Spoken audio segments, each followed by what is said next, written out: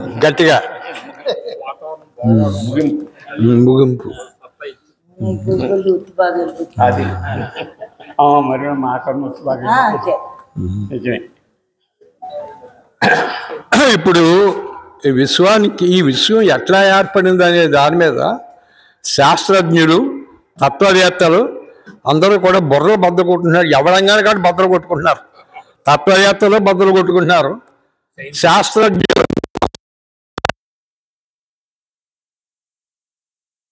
ఏ కోసాన్ని కూడా అంతు చిక్తా లేదు, కనపడతా లేదు. మొన్న ఒక నిర్ణయానికి వచ్చారంటే ఒక శాస్త్రవేత్త, విజ్ఞాన శాస్త్రవేత్త, ఆఫ్రికా ఖండంలో మొట్టమొదట మానవుడు జన్మించాడని చెప్పేసి, మొట్టమొదటి మానవుడు అంటే ఈ భూమి ఆవిర్భవించి కొన్ని వేల కోట్ల సంవత్సరాలు అయింది. అందులో మానవ నాగరికత ఎప్పటి నుంచి అయిందో ఎవరికీ తెలియదు. ఆఫ్రికా ఖండంలో ఎక్కడో ఒక చోట మామూలుగా మొట్టమొదటి జీవి ఉత్పన్నమైంది మానవుడు అని చెప్పేసాను. మరి ఆడు ఒక మానవుడు పుడితే మరి ఆడు బాబు ఎక్కడి నుంచి వచ్చాడా, వాళ్ళ అమ్మ ఎక్కడి నుంచి వచ్చింది ఆడికి ఇవన్నీ తిక్కటిక్క ఆలోచన ఇవన్నీ అంటే ఏదైనప్పటికీ కూడా విశ్వ రహస్యాన్ని మనం చెప్పాలి అని చెప్పేసి ఇలా తలలు బద్దలు కొట్టుకోకుండా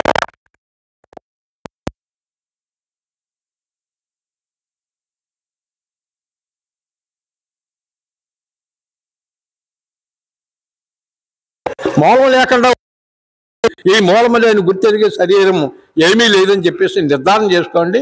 తలకాలు బద్దలు కొట్టుకుంటారు ఎందుకురా బాబు అని చెప్పేసి అని శివరామ దీక్షలు చెప్పినటువంటి ఒక వాక్యం అది అర్థమైందా. తర్వాత నెక్స్ట్ ఇప్పుడు అదే నేను బండి మీద తీసుకొచ్చాడు శిష్యుడు, నాకు తెలుసు. అమ్మగారిని బండి మీద తీసుకొచ్చాడు ఇక్కడ శిష్యుడు. ఏంటి అవ్వలేదు, 2:30 అంత అయింది. అదే ఉంది, వద్దు పర్వాలేదు. ఎవరి గురించి మనం ఆలోచించాల్సిన లేదు. పెడతారు ఏంటి, ఎవరిని ఇబ్బంది పెట్టే పరిస్థితి ఏమీ లేదు, ఇబ్బంది పడకూడదు కూడా ఏంటి. ఇప్పుడు సోదరుడు సంఘోద్ధారక మరి పూర్ణానంద సత్యనారాయణ స్వాములు వారి యొక్క విలువైనటువంటి సందేశాన్ని చక్కగా మనందరికీ అందిస్తారు. కాబట్టి సమయం కూడా మీరు ఇచ్చారు కదా అని చెప్పేసి ఎరుకను మృంగి పరిపూర్ణమయ్యే, ఎరుకను మింగి పరిపూర్ణమయ్యనని అని మనకి ఒక అందార్థాలు చెప్తాడు. పరిపూర్ణం ఇది మింగాలేదు, చెయ్యలేదు, దీని రంగానికి వచ్చింది, ఈ రంగానికి పోయింది అంతే తప్ప ఉన్నది పరిపూర్ణమే. అది మింగిందని కానీ కక్కిందని కానీ చెప్పవలసినటువంటి అవసరం ఏమీ లేదు.